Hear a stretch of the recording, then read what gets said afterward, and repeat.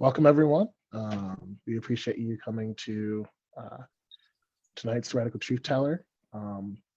We are honored to hear from Ingrid Askew, who's going to talk about her work as an activist, as a part of our supported activist program. As an extension of that, I'd like to take this time to introduce myself. My name is Josh Scarborough. I use he, they programs and pronouns, and I am operations organizer with the Truth Telling Project. I'm going to pass it on to Melinda, our co-ED, to introduce herself.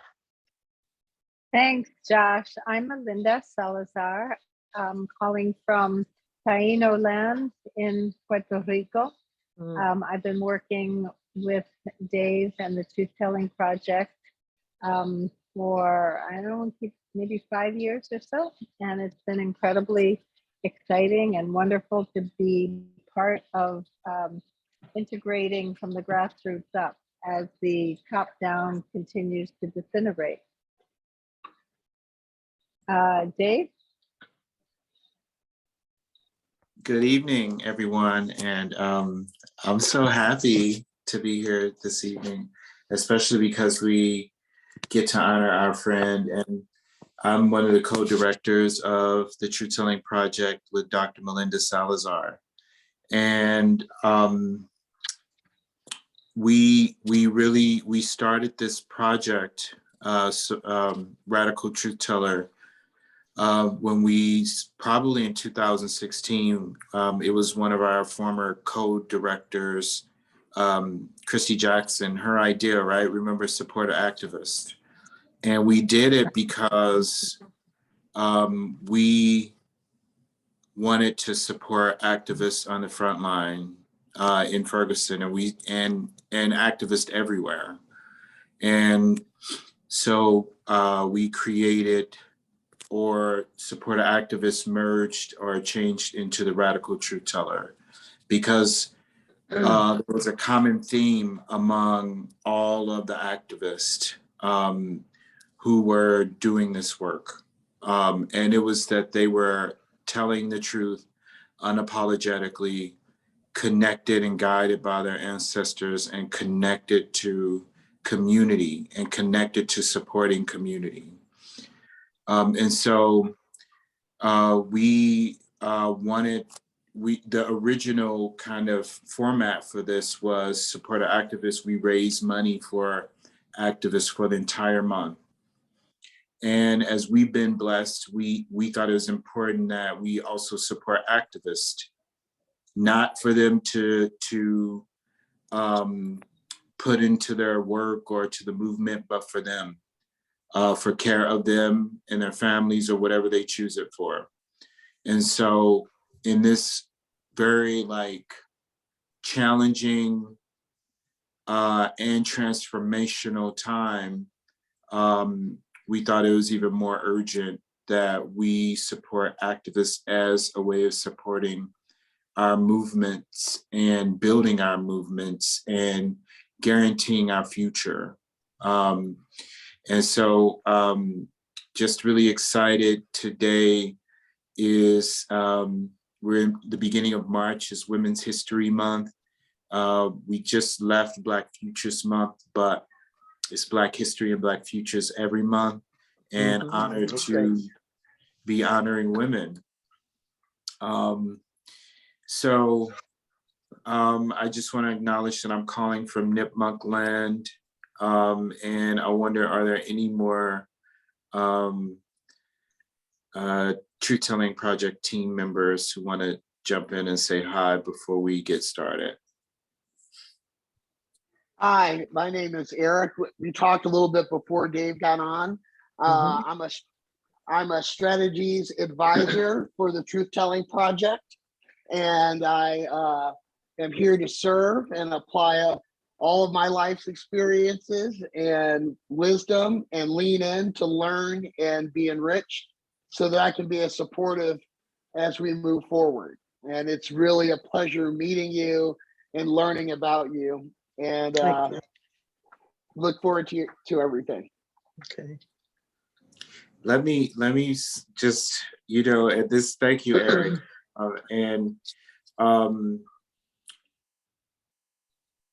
this is, as we move into March, is a time of expansion, and I just want to honor our ancestors in this particular moment as we begin our conversation tonight. And if there are ancestors you would like to call into this circle before we begin, I invite you all to do that.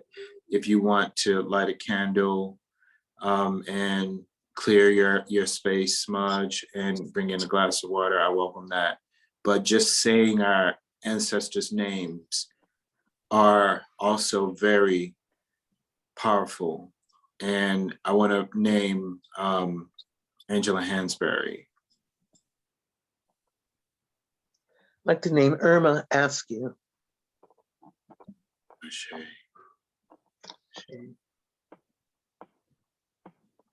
I name Cecilia y Julita Salazar Manrique.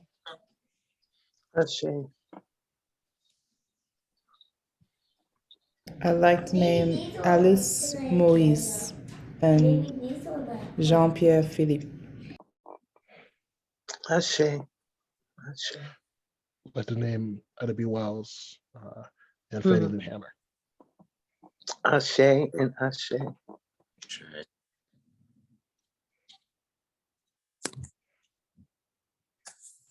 I'll name Andrew Kaira. Ashe. Say,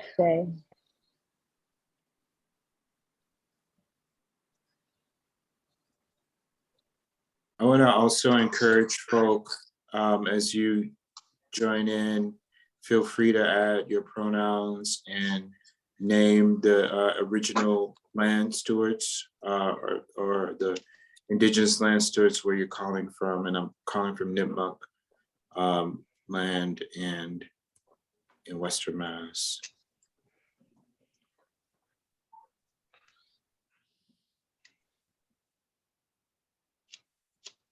Just naming that we cannot own the land, that our only future is in connection and relationship with the natural world, our plant cousins, non-human animal relatives. And I'm really excited to jump into this conversation today because I've been really looking forward to this. And you all, I just want to, can we take a moment to congratulate Mama Ing or Ingrid Askew for our March Radical Truth Teller Award. You know, we could just put up some hearts. You can woohoo, honor. Woohoo! Love it. Woo! Say it again. Oh, hi, Sankara. Hi, Mazel people. tov. Oh, lovely, lovely. And you know, I just it is a month of August, and I want to name all of the amazing women who have been Radical Truth Tellers: Dr. Tiffany Montford Dent, Sister Deanna Joseph, Aurora Harris, one of the co-founders of We the People of Detroit. If other folks want to name other of women who are Radical Truth Tellers that you can name, that would be great as well. Kristen Curry and Jessica Black, one of our first Radical Truth Tellers. And we name them because we're happy to be surrounded by powerful Black women, Black mothers, aunties, cousins, in this particular moment, in this month, and especially with Mama Ing, who is a dear friend of mine and family member. And let me just say that I met Mama Ing a few years ago through her daughter, Raina, who is an activist and works with children and is an educator for our child and auntie. And just the more and more I talked with Mama Ing, the more and more I learned about the powerful journey that she's been on, making peace along the way, as a teacher, as an actor, dramatizing and telling the stories of our people, our griot.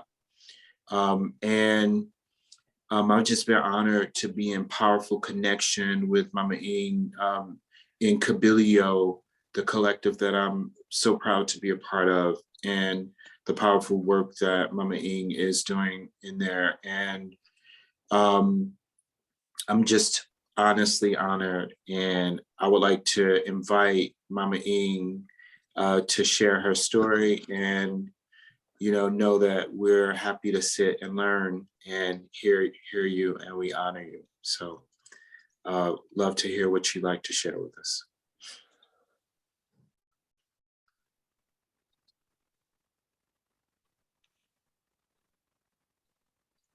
It began at the edge of our homeland, where the verdant forest and tropical bush gave way to the sandy stretches of the Guinea coast. From that northern point where the Senegal and the Gambia poured their troubled streams into the waters around Cape Verde, down the thousands of miles of coastline to the place where the mighty river Congo breaks out into the ocean. It was on these shores, at the mouths of those rivers, where we first saw the ships. There was no way to know it then, but their crews of men and boys came from many ports and many paths to find the shores of Africa. They came from Amsterdam and Lisbon, from Nantes and La Rochelle, from Bristol and London, from Newport and Boston, on ships with strange names. They came to us on brotherhood and John the Baptist, on justice and integrity, on gift of God and liberty, and they came on the good ship Jesus. But by the time our lines of enchained, weary travelers saw the vessels riding on the coastal waves, there could be but one name, one meaning: captivity. Thus it was on the edge of our continent, where some of us gulped down handfuls of sand to hold the reality of the land, that the long struggle for Black freedom began. My name is Ingrid Askew, and I'm a radical truth teller. That piece that I just shared was written by Dr. Vincent Harding from his book, There Is a River, which is a historical account of the enslavement of and the struggles of African peoples in the New World. And it's a brilliant book, and I memorized that first paragraph of chapter 1 called Journey to the New Land. And in later years, Dr. Harding became my mentor, and he became the advisor of the journey that I took in the late 90s called the Interfaith Pilgrimage of the Middle Passage. And the Interfaith Pilgrimage of the Middle Passage was a great experiment, and it was envisioned by a white woman who was a Buddhist nun and my spiritual teacher. And she wrote to me from Sri Lanka, and she was on a peace mission in Sri Lanka. And she got this message that she needs to be doing that particular work that she does in her own war-torn country of the United States. And she needs to start, as a white person, addressing racism. And so she wrote to me from Sri Lanka and said that she had a proposition for me and that she would be flying back to the States that following week, and could we meet? And she came to my home, and we sat for about 15 hours in my apartment in Amherst and looked at the possibility of making a journey to examine racism by going to the root of it. Wow. I didn't know what to say because she asked me to head up the project. I had never been on a pilgrimage before. I had been on small walks with her, but she was like, let's envision this. What if we got a group of people of African descent and people of European descent walking the combined history together, and we go back to the African continent? And so I said, talk more. And so she says, well, we would start off in Africa, and we would do the Middle Passage journey back to the US. And so I said, you almost had me, Sister Claire, but for me, I don't know anyone of African descent who was not born on that continent that would want to go there to leave it again. I think the journey has to be in reverse. And it will be like a homegoing, and we will look at the history together. And so in 1998, we embarked on that journey after 6 years of organizing. And we got a group of the descendants of the people that enslaved Africans and the descendants of the Africans that were stolen from the continent. And we made that journey, and it was 13 months. It was quite arduous, as you all can imagine, but I cannot imagine not having done it because it has informed the way that I do my work today as an activist, as a cultural activist. And I knew on the journey that we were going to be learning from the communities that we walked through. We walked 20 miles a day down the eastern seaboard of the United States to 4 Caribbean islands, Brazil, and West Africa, and ending in South Africa. And we decided we wanted to end in South Africa because even though their history of slavery was not a part of the transatlantic slave trade, it was part of the East Indian slave trade. But at that time, at that period of time, we wanted to end in a place of hope on the African continent. And for us, at that time, South Africa was that beacon. That was the beacon of hope. And Nelson Mandela was just finishing up his 5 years of being the first Black president of the Republic of South Africa. So we wanted to be there for the changing of the guard when he would pass the baton on to Thabo Mbeki. And so we were fortunate enough and blessed enough to get Archbishop Desmond Tutu, to be the chair of our advisory board. And that was thrilling. He really came through for us and opened a lot of doors, especially on the continent. But we walked 20 miles a day down the east seaboard, and this pilgrimage was not funded. People came on their own steam, and that was a great part of the experiment, because we said, if we do this honest work, really looking at ways together on how to dismantle racism by going to communities, people are going to latch onto that idea, and they're going to help us. And we stayed in communities where people fed us. They gave us places to sleep. We had fellowship with communities, and we talked about what slavery was like in those particular areas that we went to, those cities and towns that we went to. But we also talked about the current slavery and violence that was happening to people in those places. And so it was a great, fellowship, and we had people walking with us. We started out with 50 people. We had people that came. We had monks come from Japan. We had Japanese devotees of the order of Nipponzan Myohoji. We had a mother and daughter from Chile. We had a gentleman from Peru. So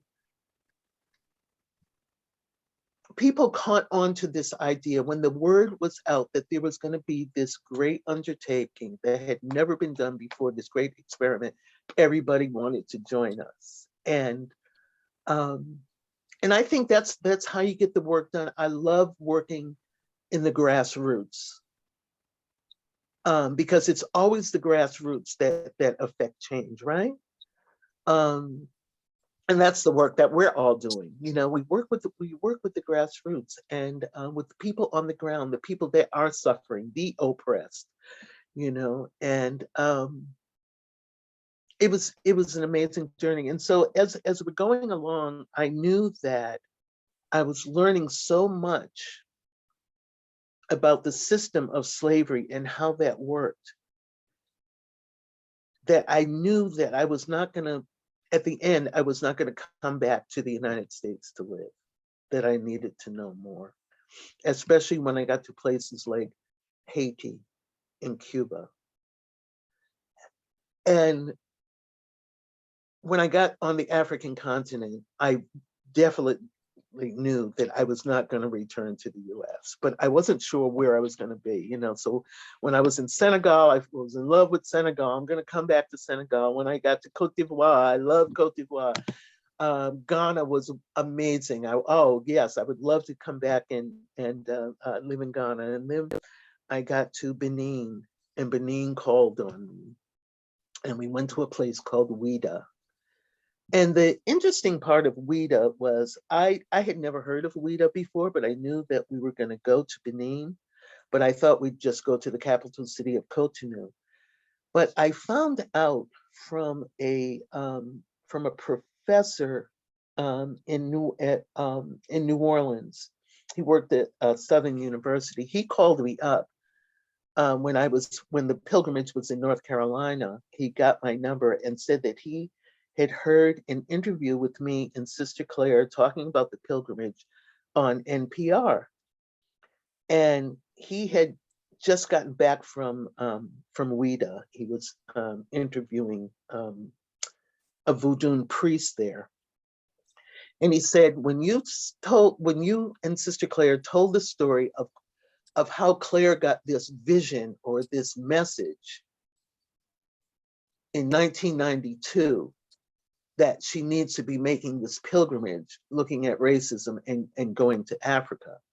He said, I just interviewed this priest, a voodoo priest. He was like the supreme patriarch of voodoo in Ouida. This man in 1992 began making a prayer on the beach every single day for the children of the stolen ones to come home. And he said, so don't you get it? Claire received his message, because I was like, well, I'm not sure we're going to go to Ouida. He said, no, you have to go to Ouida. I said, well, I don't know if we have contacts there. He said, you do have contacts. And do you have a pencil and paper? Because there is a woman there. She's the director of the African Museum, and she's waiting for your call to receive you. And so we went to Ouida, and Ouida changed my life. And so I was going to go back to Ouida to live. But when I got to South Africa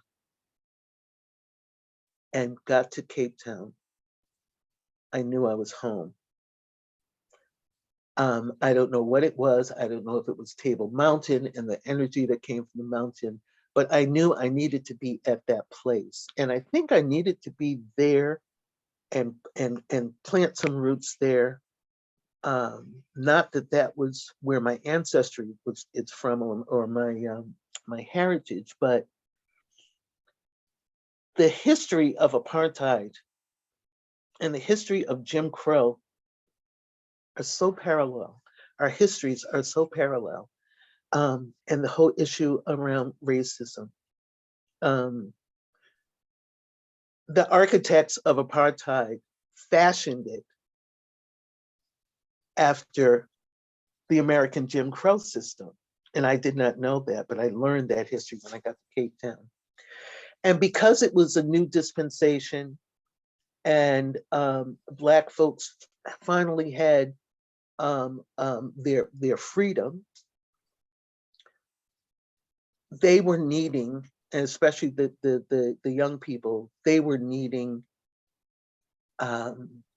information from the outside world because that country had been closed off for 50 years. You know, people didn't even have televisions. You know, televisions were kind of outlawed in South Africa for a long time. I learned a lot.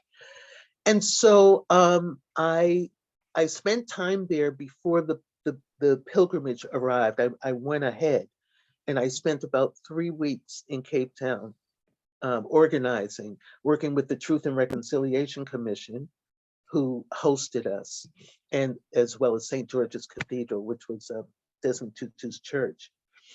And everyone that I met, I met with ex-combatants and people that were, you know, an integral part of the liberation struggle, all grassroots folks, telling me these stories and saying, you need to come back here. Why don't you come back and work with us and work with our kids, you know? And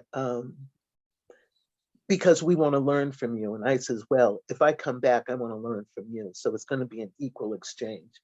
And 6 months later, I moved back.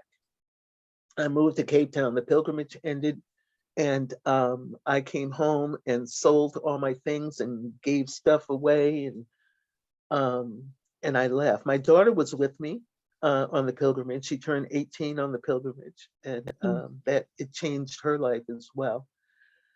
And so I went back, and I went back for the Parliament of World Religions because the pilgrimage was one of many organizations that was recognized as a gift of service to the world. And so we were invited to go back to the Parliament of World Religions. And so I went back with a small delegation from the pilgrimage to the Parliament. And then when that delegation left to go back to the States, I stayed. And I stayed 10 years. And that 10 years changed the trajectory of my life. I just began working at a grassroots level. I wasn't getting paid.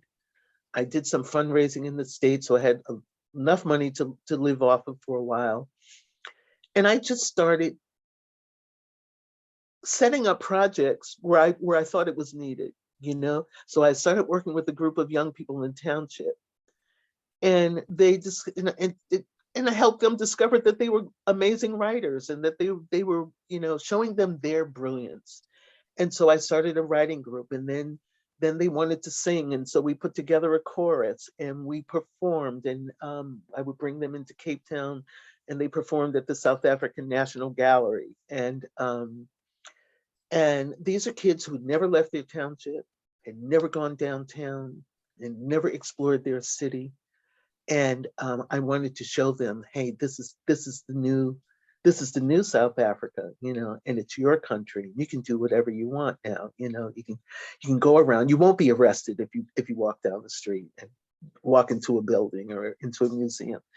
And so it was just like sharing, you know, a little bit about myself and helping them build their self-esteem. I was introduced to the refugee community because now South Africa was an open country. They were receiving refugees from Rwanda, Congo, Burundi, Somalia, and Angola.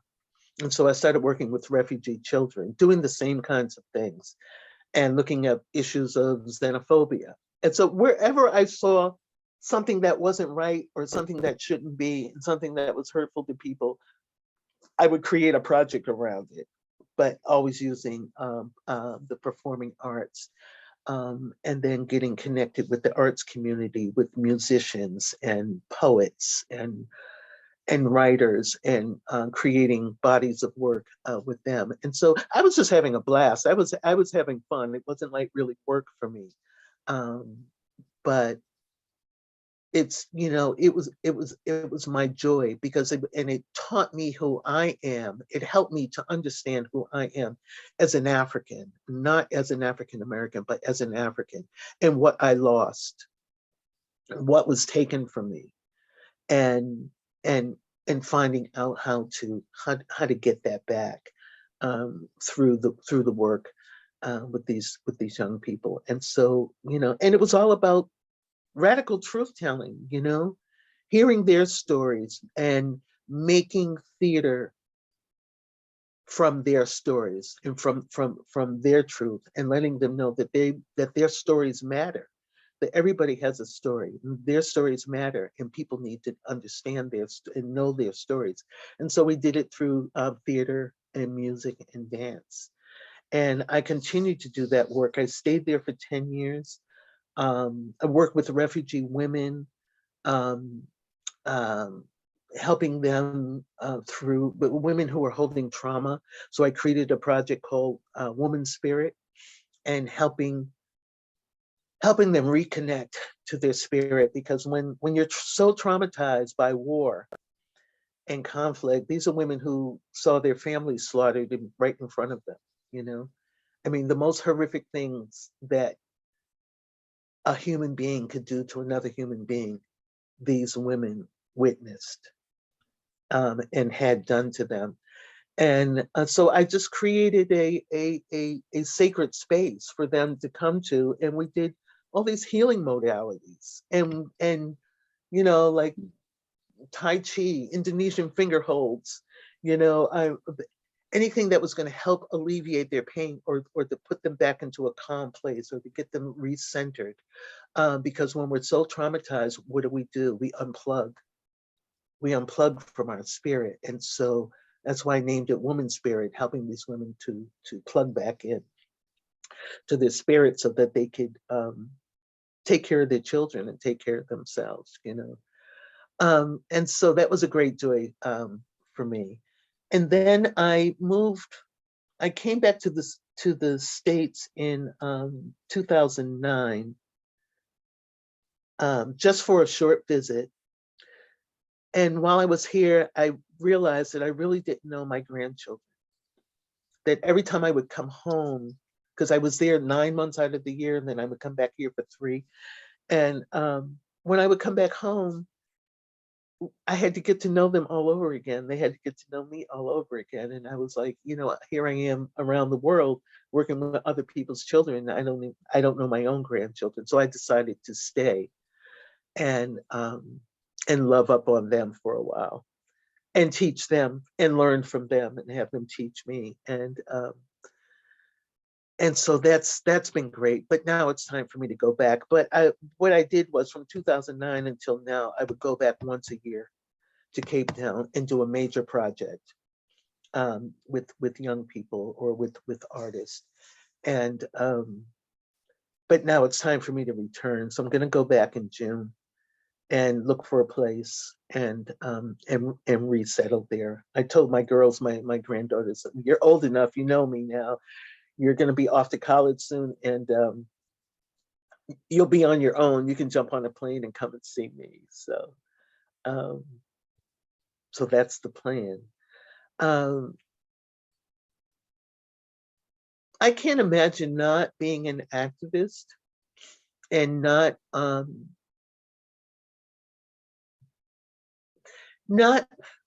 trying and not helping to make change in the world, in people's lives.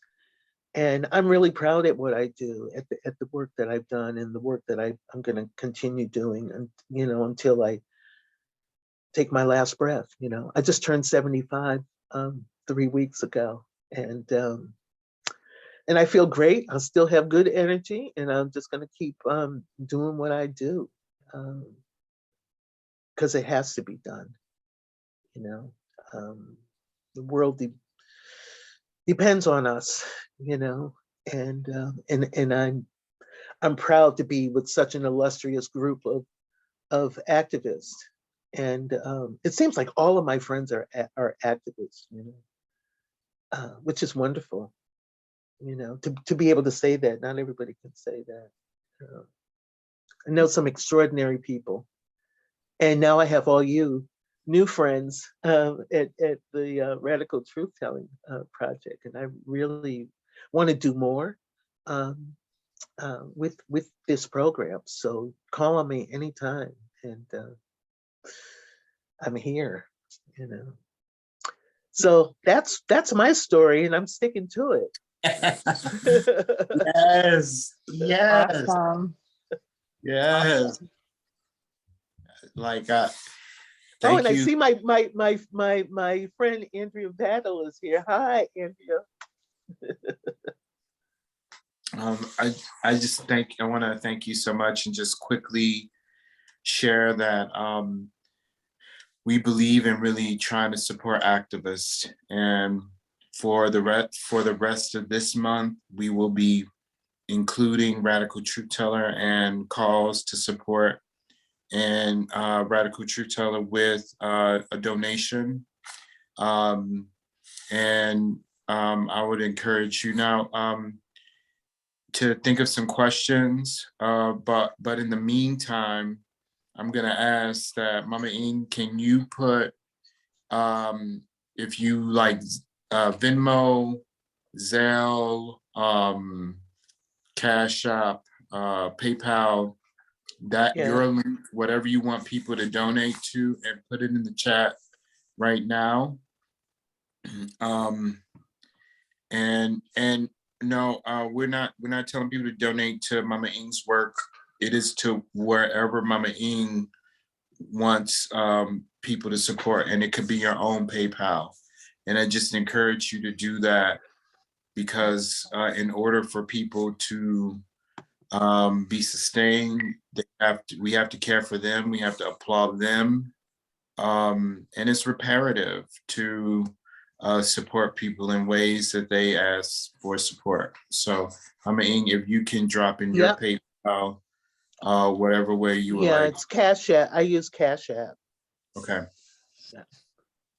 And we're also going to be including that for the whole month. And I just And my website is in the chat as well. Awesome. And if you want to if anyone would like to donate to Crossing the Waters Institute, we have a donate page on our website. Word.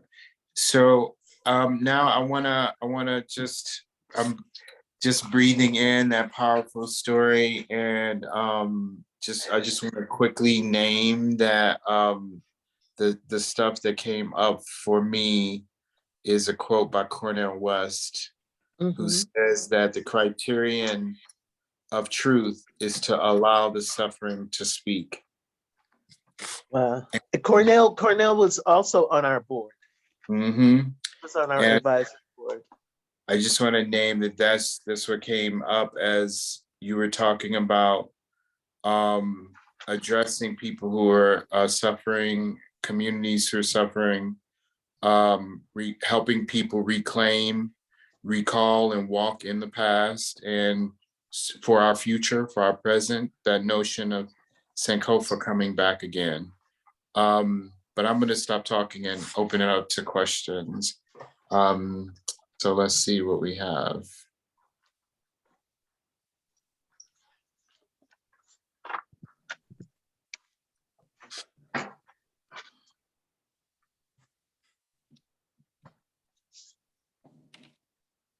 And we see, oh yeah, Melinda says, would love to invite you to Black Heritage Trail in Portsmouth and have a coffee visit with me and Valerie Cunningham. Yes. It's a lot That's of a yes.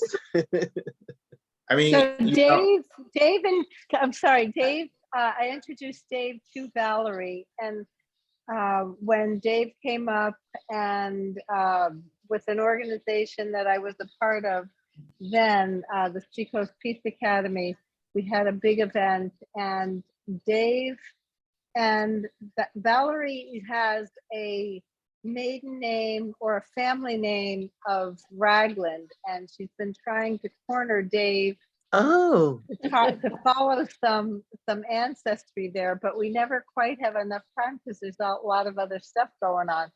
So we'll have to pursue this when the weather gets warm. Right? Or- Both of yes. you come up.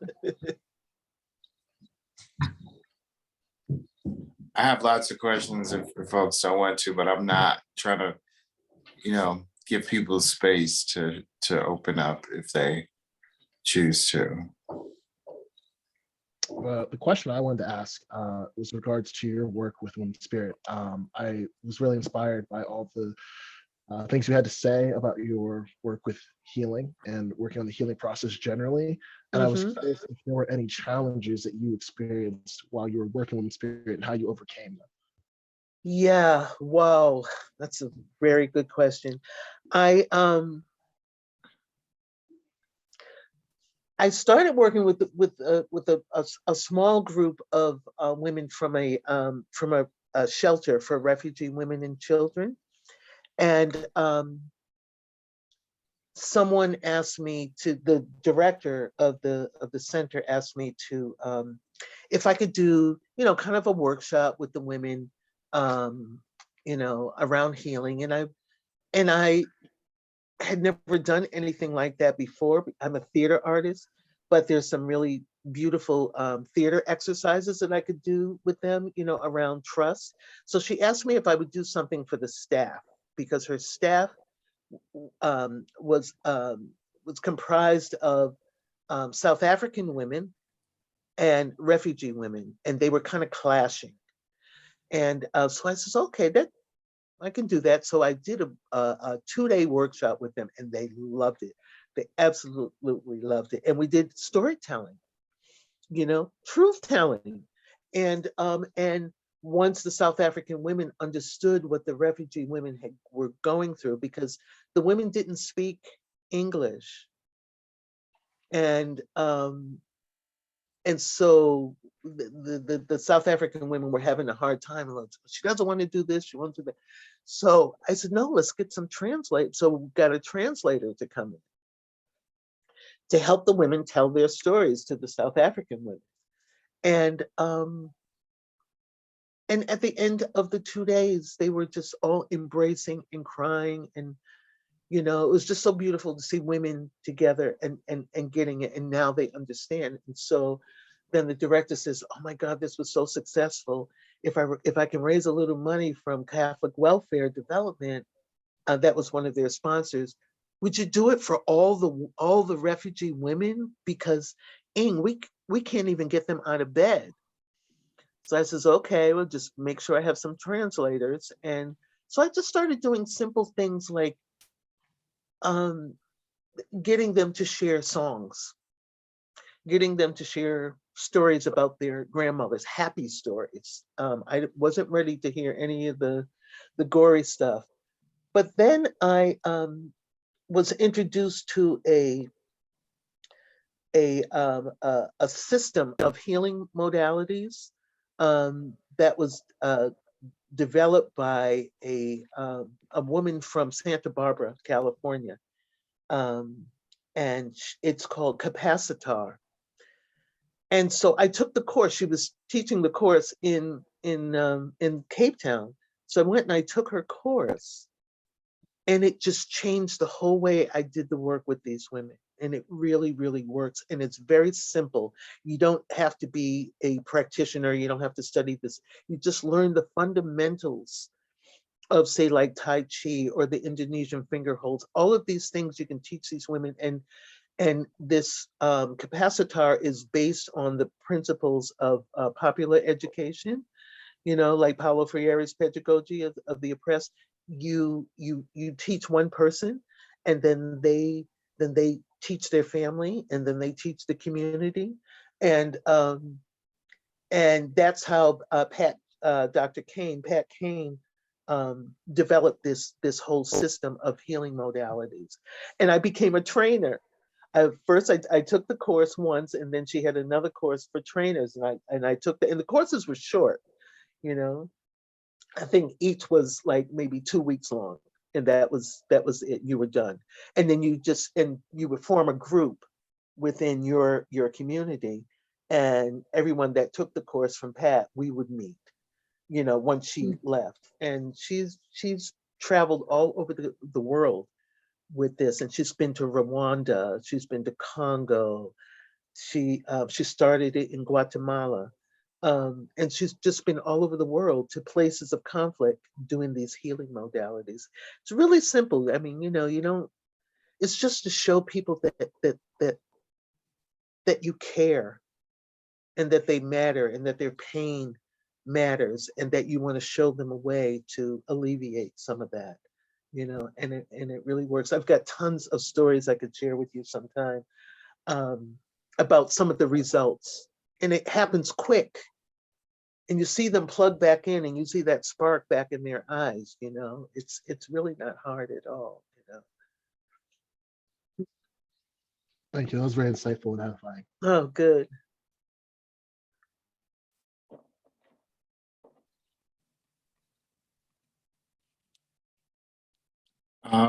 Let's see. Are there more questions? Oh, hi Cheryl. I see you live. Yes, we are part of the okay. All right. All right. So Cheryl says I live on Nipmuc Glen in Claremont, Charlemont, Massachusetts. Work with Racial Justice Rising and it's a pleasure meeting you, and also deep respect for the work of Ingrid and her work. Dopeness. Thank you. Can I say something quick about Racial Justice Rising? Yes.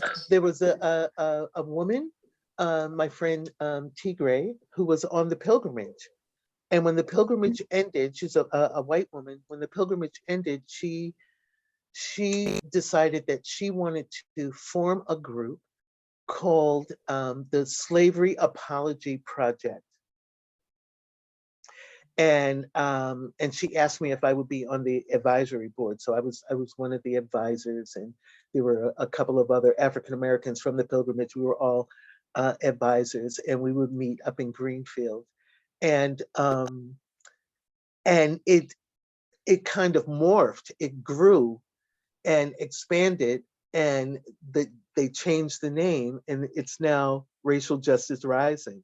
But that's a direct outcome of the interfaith pilgrimage of the Middle Passage. Wow. Yeah. That's great to know. We love Racial Justice Rising. They're part of the yeah. They're amazing. Just amazing. Yeah. Very amazing neighbors. Uh-huh. I mean, I have a question. Were there more? Yes. T Gray, you getting shout outs. Oh, hi, T Gray. Hi, Ingrid. Hi. Thank you. So What a good. beautiful butterfly. Oh, thank you. It's so That's great you. to hear. And I can't wait to see you all again soon. I just want to see if there's more questions, because I definitely have a question. This is Okay. so I'm real curious about, like, just it's similar to Josh's question, like just organizing such, like, number one, organizing such a massive undertaking in the 90s, like before social media. Mm-hmm. Oh, it was Right. crazy. Yeah. And like, so, and I wanna ask it, and also just name, like that,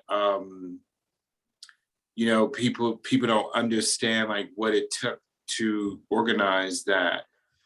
And, like the kind of trauma, like I would love to hear any anecdotes from, that stood out for you as you were walking along and talking about the places where Black people, Africans have been transported to, and going to all those ports. How did you, like, number one, I see it as healing, but I also see it as deeply traumatic. And as an organizer of that, right? And like leader in that, like, I would love to hear more about that and ways in which you process that. And yeah. Yeah, we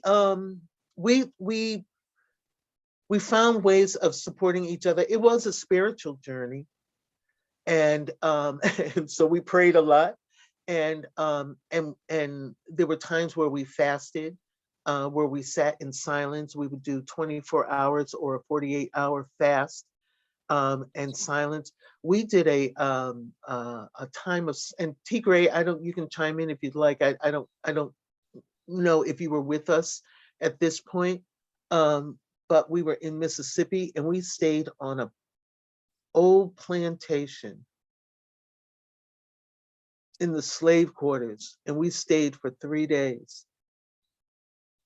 Oh yeah, and a lot of stuff happened. A lot of stuff happened. A lot of people saw things of the other world. Yeah, it was quite amazing. But you know, we were at a time where there's a little bit of conflict that was going on with the pilgrimage, and we met this amazing man from Mississippi that wanted to take us to this plantation that a friend of his, a white woman whose family owned this plantation. They were slavers, and she still owned the land. She still owned the property, and she wanted us to come there, and she hosted us. That was really hard. So to answer your question, David, we held each other, you know, in those times, because I'm telling you, some of the stories and some of the places where we witnessed were rough, and it got rougher and rougher and rougher, especially when we got to the continent. And when we got to the continent and hearing and sharing the stories, here's one story. In Benin, this was before we went to Ouida, we were in this small village, and we were at a Presbyterian church, and there were people who were Catholic, and they were Protestant, and they were Presbyterian, and then there were people who only practiced their indigenous African religion, which was Voodoo. And they all came to this Presbyterian church to witness and to meet the children of the stolen ones, the descendants. And it was so powerful. It was a welcoming. And they didn't understand, and this happened a lot all through West Africa. A lot of folks didn't understand the story. They didn't know what happened to us. A lot of them didn't. A lot of the chiefs did, but a lot of the people on the ground did not know what happened. Their story was, all we know is there's stories about people who went missing, and we don't know what happened to them. And so we were telling the story of what happened to us in this church. And there were these elder women sitting in the back, and we had translate. It was like magic inside this church, because you had all these different people from all various religions in the church. And that minister said, this is the very first time ever where we've had all of these people from different denominations and Voodooists in this building. But everybody was in concert together because we were the children of those that had been stolen. you know, and everybody wanted to come and hear the story. What happened? What happened? And so my friend Amai stood up because we all took turns at different places to kind of, you know, be the spokespeople for the group. So it was Myrna's turn. So she was telling the story of what happened to the Africans that were stoned. And she talked about the bondage, and she talked about Middle Passage, and she talked about how we died in the ocean, and how we jumped the ships, how some of us were jettisoned, how some of us, when we got to the New World, how our language was taken from us, and the drum was taken from us, and our names were taken from us, and we were given these new names. And so the elders, so we had like 3 different translators. So they were translating in French, and then in some of the languages of the different ethnic groups that were there. It was beautiful to hear our story being told in all these different languages.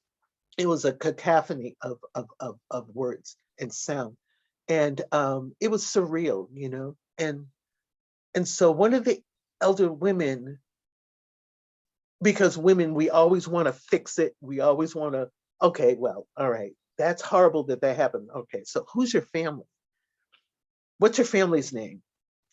And so Myrna says, so the translator translated to her, you know, Mama wants to know your family name. And she says, we don't know. That was taken away from us. And she was like, oh, when it got back to her, and she was like, how are they gonna take your name, you know? And so, and she's telling the other women. And then she's, okay, I got it. Your clan, who's your clan? Because if we know your clan, we can help you get back to your family. And she said, we don't know who our clan is. And clan and name in Africa is sacred. And when this woman realized, that was more horrible for her than any of the other, you know, tragic stories that Myrna shared. And when she told the other women that we didn't know who our clan was, that we were truly lost, and these women started wailing and crying. I mean, they were wailing. We were like, what is going on? And they got up from their seats, and there must have been about 10 of these elder women. And they just came to every person of African descent in our group, and they just grabbed us, and they just were rubbing us and rubbing our backs and rocking back and forth and just holding us and just holding us. And then, of course, we're crying, you know. It was, what a scene. As a theater director, I couldn't have directed a better scene, right? It was stunning. And I'll never forget that. That's embedded in my brain, in my heart forever. You know, the love that these women showed us, and the sorrow, you know. Yeah. Let me just say, like, that's so that I just could have, That was like, powerful. how cathartic that must be. Yeah. Like, you know, like when we talk about racial healing, Mm-hmm. and you can feel the trauma. Mm-hmm. And you know, I didn't mean to talk, but No, let me just, I anywho, know. I mean, I'm gonna thank you, and then Melinda's Yeah, gonna there's so close. many stories like that, David. And so you and I will get together up at Cabilio. And there's a documentary. Maybe we can Oh, that's right. do a Yeah. follow-up and do a Mhm. screening at some point. Yes. Yeah. Yeah. But Melinda, Yeah. There was a documentary on PBS called, and some of you may remember it, came out in the early 2000s. This Far by Faith: African American Spiritual Journeys, and it was put out by Black Side Film. Black Side Film is the same. It was an all-black film company run by Henry Hampton, who unfortunately passed away. But he also did Eyes on the Prize and the Great Depression. And we have to have that. And I don't want to interrupt you, but just we try to keep it right at the time. Oh, okay, yeah. Just because of people's time and Yeah. your time, and we just wanted to make it short and sweet. And I'll be quiet. Okay. Thank you, love. Thank you. Thank you, everyone. We want to thank you so much for joining us this evening, and to remind all of us on the call that we'll be fundraising for Mama through the course of this month. Oh, thank you. Yeah, and we want to support you in any way that we possibly can. And I look forward to seeing you and Dave come visit me up in when the snow melts. We're going to Jew and the Wilder. That's right. That's right. We're going to go out. My son has a couple of restaurants that are super yummy. So I'm going to close this out with some words. So if you can all get comfortable, see if you can reach your feet towards the earth and the crown of your head up toward the heavens, and sense yourself standing between. Be calm, be strong, be grateful, and become a lamp full of light, that the darkness of sorrows may be annihilated, and that the sun of everlasting joy arise from the dawning place of heart and soul, shining brightly. And Josh, can you start that song over? Because I asked Josh to play Tennessee on our outro.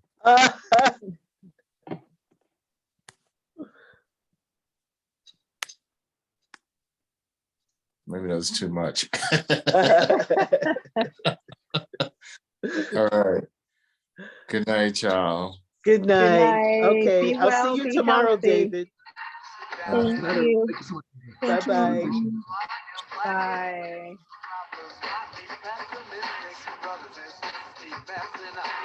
Why does it have to be so damn tough? I don't know where I came from. Let these ghosts out of my guts. My grandma back, my brother's guts. Bye, everyone.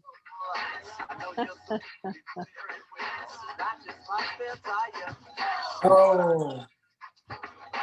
Be my guy. That was a good choice. Cool. Guided me to Tennessee, take me to another place. Take me to another place. Let me understand your plan. What up, David? Cool. Hey, Raina. I saw you. I was wondering if I was gonna see you. How you doing? I'm chilling. You know me. This is beautiful. Thank you. This is just so wonderful.